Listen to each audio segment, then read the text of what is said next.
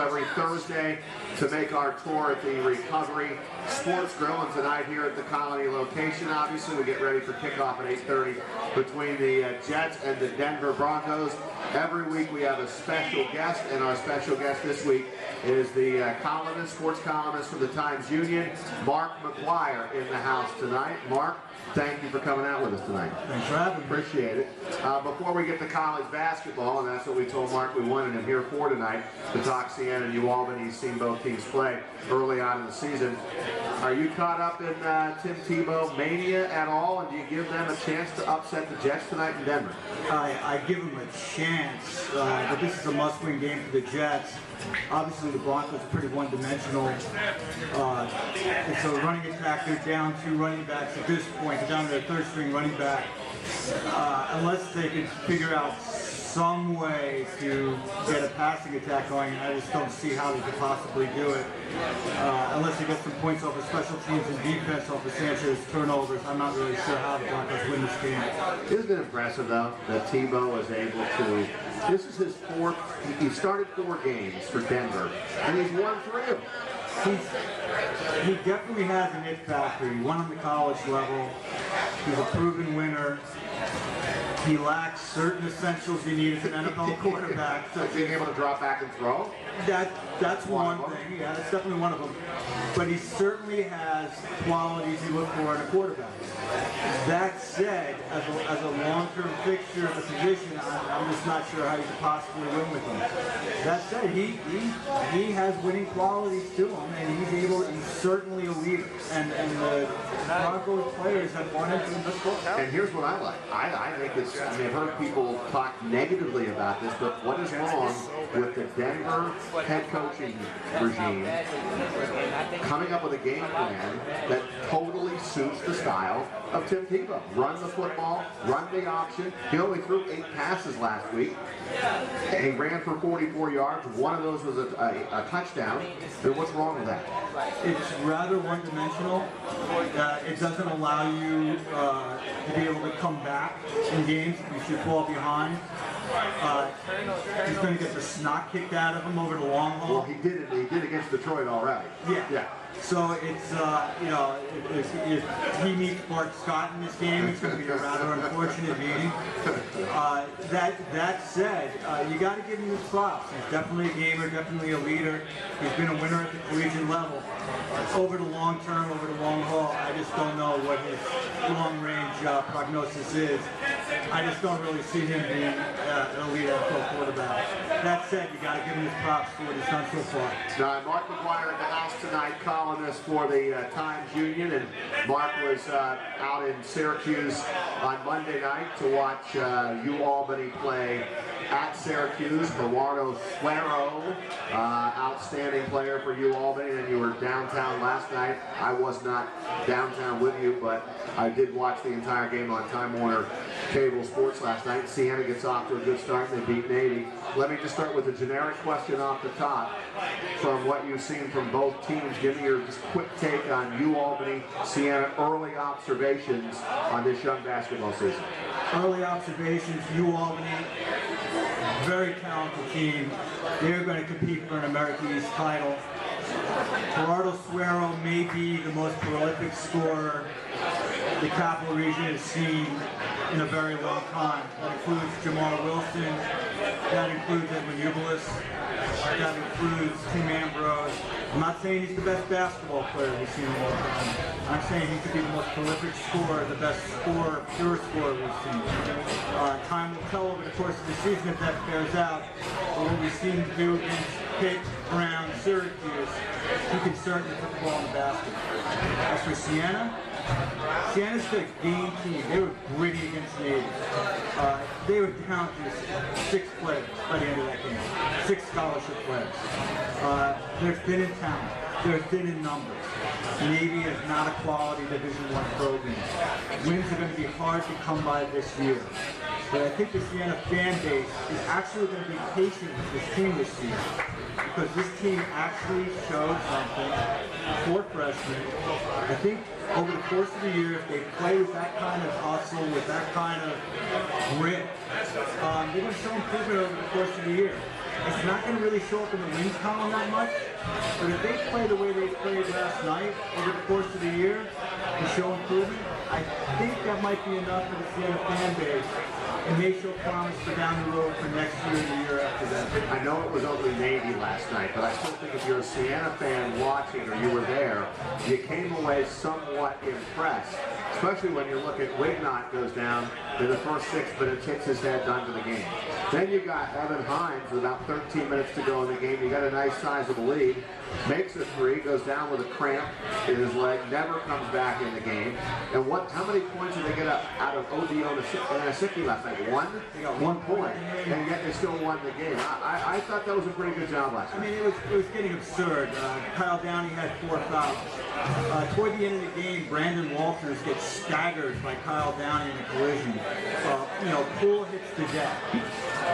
You were waiting for some guy on the bench to burst into flames. I mean, the bad luck that has hit this team, dating back to the preseason, dating back to the NCAA ruling the 2 recruits ineligible, Burdine being hurt, Brookins being hurt. Everything's been thrown at this team. I mean, they've been hit with nothing but adversity. They weren't going to contend for a title anyway this year. But you're going to be able to see these freshmen, the 4 freshmen who are eligible, they're going to get minutes just because they have to. So possibly in the long run, it might actually help Siena because these kids are going to get valuable experience just because Mitch McGuire has to play them. So it's going to be an intriguing season to watch over the long haul to see how these kids develop. All right, let me ask you this question about Siena here. When you look at this season, and I agree, I don't know how many games they're going to win, but I do think they have some young talent. You've got the 2 African kids coming next year. Will the Siena fans be patient? Are they smart enough? Are the Siena fans smart enough this year to realize, with only 8 scholarship players, that this is going to be a year a little bit in transition, and let's be easy on a guy who just left here, and that was head coach Mitch McGuire. I think even the surliest Siena fan, the most cynical Siena fan, would have to realize that Mike Krzyzewski would have trouble winning 13 games with this roster. It's just the way it is. When you're talking about the numbers that are available to Coach McGuire at this point, when you're talking about the talent level of the roster, I think what the Siena fan is looking for is improvement over the course of the year. Beating Navy at home is not the most impressive of victories. The fact that they did it with players being injured, with Kyle Downey being in foul trouble, the fact that they showed resiliency, the fact that they were able to fight through adversity in this particular game, that's the promise. I think if the Siena fan sees a progression and improvement over the course of the year, and they see, not a catastrophic season of a 2-win season, for example, but they see a progression over the course of the season, I think the win-loss record will be of less import. They weren't going to challenge for that title anyway. I think even the most Pollyanna Siena fan realized U Albany, and we're talking with Marc McGuire from the Times Union. U Albany off to a 1-3 start, which you figured they would get off to. You wrote a column about that after the game the other night. They lose to Pitt, which you figured they would. They lose to Syracuse. They sandwich a win in the middle over Brown. Will Brown is in the final year of his contract with some pressure on him to win this year. I know he wanted to extend, add a few more years. Didn't happen. They're going to make him play out this year's contract. Yes, you like Suero a lot. Do you see enough supporting cast around him for this team to be competitive? And you said you think they have a shot to win the American East Championship this year. I think they have a shot to win the American East Championship. A lot will depend on the health of their front court. Luke Devlin is not 100%. He's coming off a back surgery. He will probably not be right, hopefully, until the end of December. That's what they're hoping for. He's on the court. He's playing. He doesn't have that explosion that he normally has. He doesn't have the stamina he normally has. He's getting that back. You see that a lot in his shots. His shot is off right now. You're not seeing him score as he normally does. Jonathan Buck has a foot issue, a leg issue right now. He's not much of a factor in the middle. These guys are not going to have to carry the scoring load. They're going to have to be a frontline presence. Logan Aaronholt, you're finally really seeing the real Logan Aaronholt. He's putting a lot of those injury concerns that he had the first 2 years, particularly his freshman year, behind him. Mike Black becoming much more of a stabilizing force as a point guard. He's still a score-first guard, but I think you're really seeing those big three, Black, Aaronholt, Suero, they're going to carry the scoring load.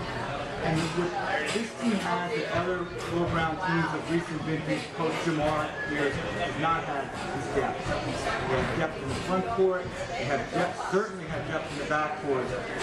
This team is also going to be able to run, and they're going to score. You know, those Will Brown teams, those 56, 52 scoring teams, that ain't these guys. And I agree with you on Suero. I'm going to wait and see here, but boy, what I've seen so far, and I've done all 3 of their games, he got to the rim and got to the foul line. He scored double digits in that game. He scored 29 against Brown. You come back and lay 31 on Syracuse at the Carrier Dome, and when he was taken out of that game, Mark, the Syracuse fans gave him a really nice round of applause, and he deserved it. I do think that Suero is going to be able to score the basketball a lot come conference time. And he has to. There's a lot of room for improvement in this game. You know, he's like Tim Ambrose, Hugh.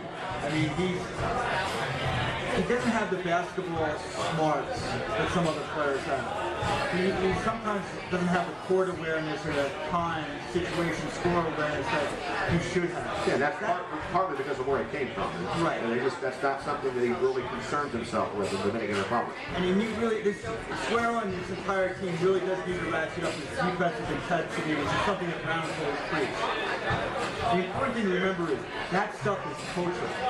The stuff that he's doing on the court, the way he takes the ball to the basket, and the way he's able to drive, which is different than Ambrose. Ambrose is to go to the rim like a freight train.